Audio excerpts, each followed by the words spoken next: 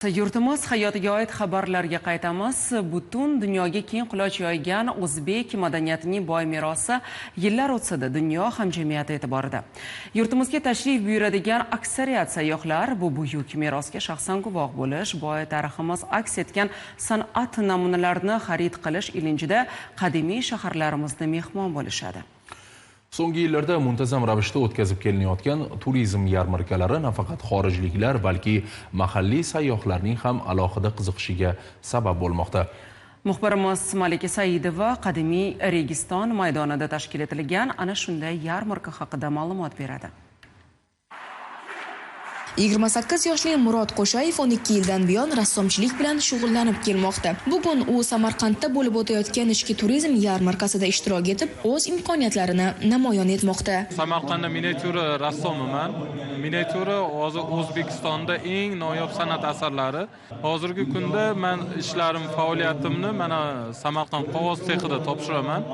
Bu yerda turistlarning har doim so'rayotgan narsasi milliyligimiz, bizning milliy urf-odatlarimiz aks etgan suratlar ularni ko'pincha hayratlantiradi.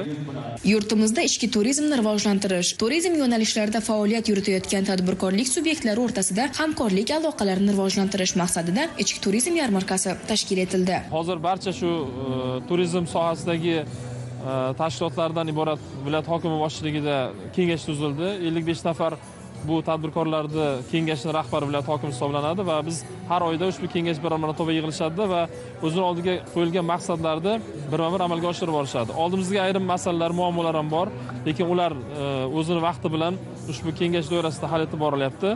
Respublikamizning turli hududlarida faoliyat yuritayotgan sayyohlik firmalari, tur operatorlar, mehmonxona xizmatini ko'rsatuvchi tashkilotlar va boshqa turizm yo'nalishlarida faoliyat yuritayotgan tadbirkorlik subyektlari vakillari Registon ansamblida jam bo'lishdi. Hozir bu maqsad, ya'ni yarmarkadan ko'zlangan maqsadimiz biza asosan ichki turizmga ko'proq kirib borish. Firmamiz hali yangi bo'lishiga qaramasdan hozirgi kunda o'z mijozlariga ega ichki turizm, undan boshqa hamma yo'nalishlar bo'yicha.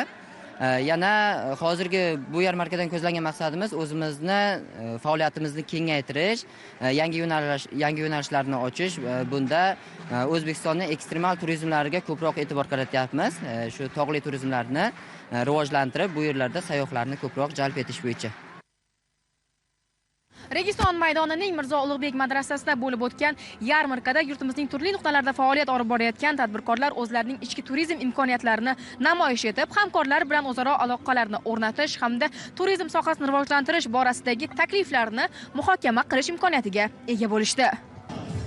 Malika Saidova, Ravshan Ahmedov, Zamon informatsion dasturi uchun Samarqanddan.